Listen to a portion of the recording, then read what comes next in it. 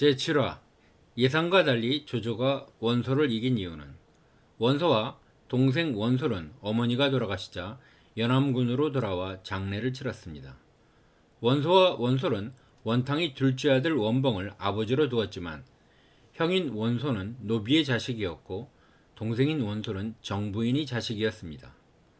원소는 큰아버지 원성의 양자로 입양되면서 원씨 가문을 대표하는 적자가 되었습니다. 연암군의 왕쥐는 조조와 함께 장례식에 참석하였습니다. 장례식에 모인 사람이 3만 명에 달했습니다. 조조는 밖으로 나가서 왕준에게 넌지시 말했습니다. 천하는 장차 혼란해질 것이다. 혼란의 괴수가 될 자는 반드시 이 두 사람이다. 천하를 구제하고 백성들의 목숨을 살리려면 먼저 이 두 사람을 처리해야 한다. 그렇지 않으면 지금 당장이라도 혼란이 일어나게 될 것이다. 왕주는 자네 말대로라면 천하를 구제할 사람은 자네 말고 또 누가 있겠는가? 라고 답했다.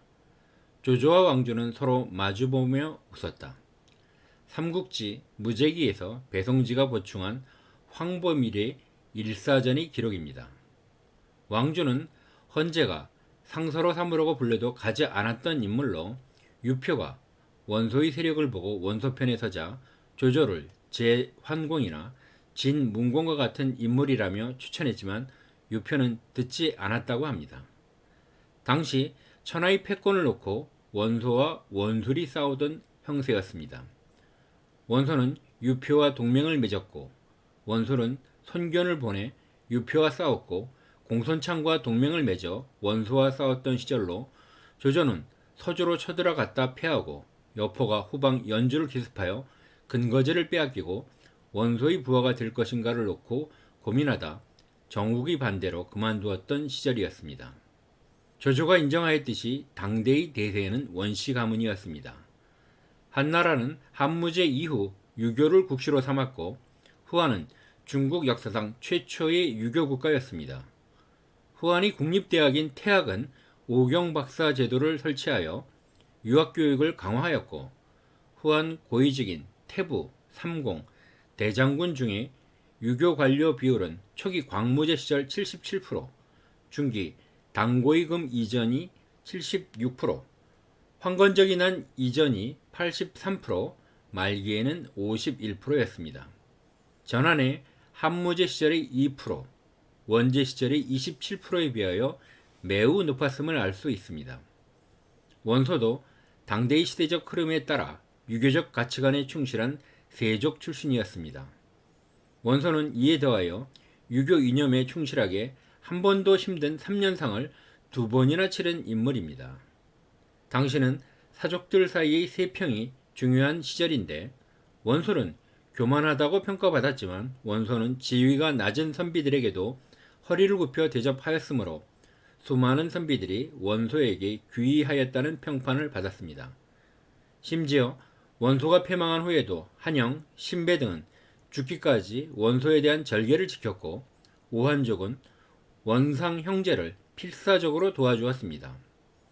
원소가 죽었을 때 많은 백성들이 슬퍼하였다는 기록이 있지만 조조가 죽었을 때는 그런 기록이 나타나지 않았습니다. 이는 당대의 민심이 어느 쪽에 있었는지를 보여준다고 할 것입니다. 원소의 진영에 참여한 명사들은 크게 원소가 지배한 기주, 유주, 청주, 병주 출신의 명사들과 원소와의 개인적 인연으로 정권에 참여한 인사들입니다. 크게 보면 원소 진영에는 연암군 출신이, 조조 진영에는 영천군 출신의 명사들이 많았습니다. 조조가 원소를 격파한 후 원소의 근거지를 점령하자 조조 휘하의 측근들조차도 은밀하게 원소와 내통한 증거를 잡게 되었습니다. 이는 조조 진영에서도 원소의 승리를 예상한 사람들이 적지 않았다는 것을 말하고 있습니다. 조조는 증거물인 서신들을 읽어보지도 않고 모두 불태우라고 하였습니다. 원소를 군사적으로 이긴 시점에서도 원소를 추종하는 자들의 세력은 박멸하기보다는 모두 포용하고 나가야 할 정도로 광범위하였습니다. 원소는 이겼지만 원소를 따르는 수많은 명사들을 동호의 송공과 형주의 유표, 익주의 유장과 객장으로 떠도는 유비에게로 쫓아낼 수는 없는 일이었습니다. 원소의 휘하에는 원소의 복심으로 알려진 기주 출신의 신배와 조조에게도 그 재능을 인정받은 기주 출신의 저수, 원소의 두터운 신임을 받았던 전풍이 있었습니다. 관도대전 막바지에 원소 진영을 떠나 조조의 위나라를 대표하는 장군이 되었던 장합도 기주의 하간 출신이었습니다. 원소 개인이 친분의 인물은 훗날 원소를 배신하여 오소의 식량 창고를 조조에게 알려진 형주 남양 출신의 허유와 예주 영천군 출신의 순욱과 동생인 순심, 영천의 명사인 신평과 신비, 곽도 등이 참모들입니다. 이들 명사들이 가진 문화적 힘은 곧 군사적, 경제적 힘으로 전환되었습니다. 문제는 원소가 수많은 명사 출신의 참모들에게서 시너지 효과를 얻지 못하고 조조가 아당비주라고 비난할 정도로 당파 싸움이 치열하였다는 것입니다. 이는 원소 사후에도 이어져 원소가 세운 후계자인 막내 아들 원상을 지지한 신배, 봉기와 맏아들 원담을 옹립한 곽도, 신평의 대립으로 이어졌고, 이는 원소와 원소리 싸움처럼 원씨 가문의 엄청난 힘을 분산시키는 요소로 작용하였습니다.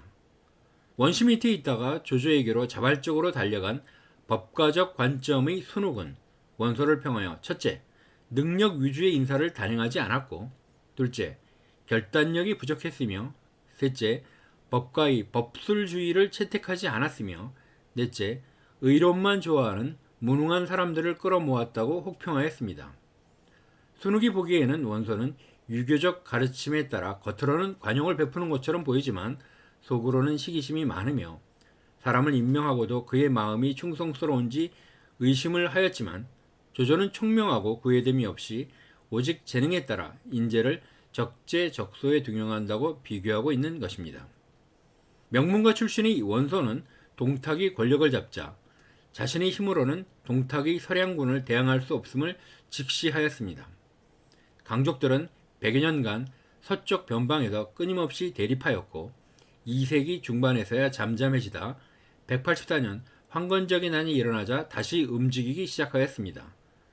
중국사에서 한족과 강족 간의 전쟁의 역사는 오래되었는데 환관의 기원이 고대 상나라, 무종왕 시절 포로로 잡은 강족을 환관으로 강제로 만들어 신에게 봉사하도록 하였다는 춘추시대의 기록이 그 최초라고 합니다. 반동탁 18로 제후군의 실패를 맛본 후 원소는 먼저 모사 봉기의 건의로 한복이 다스리는 기주를 차지한 다음 동탁의 강족이 포함된 혼송 야정군에 대항하기 위하여 원소는 우한족의 기마부대를 포섭하였습니다. 원소는 근거지인 기주 북방의 어양군, 우북평, 안문군의 우한족과 친밀한 관계를 형성하고 그들 가운데 이름 있는 우두머리를 대우해주면서 그 정예 기병을 자신의 군대로 받아들였습니다. 원소는 우한의 군사력을 이용하기 위하여 집안의 여식을 딸로 위장하여 요소의 우한족의 우두머리인 답돈과 통혼하면서 그들과 더욱 밀접한 관계를 맺었습니다. 우한족은 이전에는 흉노의 신하로 살며 소, 말, 양 등의 가축을 바치며 복종하는 삶을 살았습니다. 중원이 혼란에 빠지며 한족들은 변방으로 이주하였고 우한족은 흉노의 지배를 벗어나기 위하여 한족에게로 이주하였고 한족은 흉노, 선비족을 방어하기 위하여 우한족을 이용하였습니다. 원소는 우한돌기라는 우한족의 철갑군을 이용하여 공손찬의 백마부대를 격파하고 유주를 차지할 수 있었습니다. 조조는 200년 관도대전에서 원소를 무찌르고 207년 원소의 아들들과 오한 연합군을 유성에서 격파하면서 원시 세력을 완전히 정리하고 북방을 평정하게 되었습니다. 조조는 우한족 근거지에 거주하는 한인들과 우한족들을 모두 영내로 이주시키고 이들을 생산에 종사시키며 용감한 자들을 징발하여 우한 기병을 편성하였는데 이 우한 기병은 둔존제와 더불어 조조의 군사력을 강화시킨 1등 공신 가운데 하나라고 평가되었습니다. 삼국지 조조 무제기에는 조조는 황건적을 제북지방으로 쫓아내고 병사 30만 명과 백성 100만 명을 귀순시켰으며 이 가운데 정예병을 모아 청주병을 조직하였다고 하였습니다.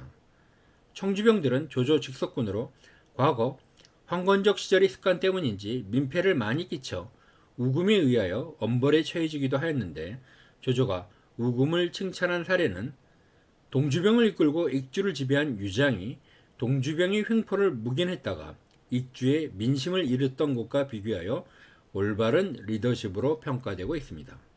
조조의 세력이 강화되는 과정을 살펴보면 초기 거병하여 195년 연주 지배 시기까지 합류한 장수들은 전위, 허저와 같은 친위대장을 비롯하여 악진, 이전, 우금, 서왕 등 조위의 명장들이 대거 합류하였고 다음 199년엔 여포, 원술, 타도까지 장료, 장패 등 여포휘하의 장군들이 가담하였으며 200년 관도대전에서 207년 원시 멸망까지는 전위를 죽인 장수와 참모 가후와 같은 책사, 흑산적 장년을 포섭하였습니다.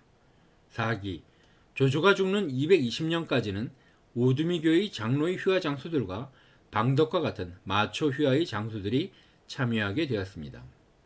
조조는 이러한 과정에서 환관이었던 할아버지 조 등의 덕을 많이 보았는데 환관 최고의 자리인 중상시에 올랐던 조 등은 막대한 부를 축적하였고 이를 아들 조승에게 물려주었습니다.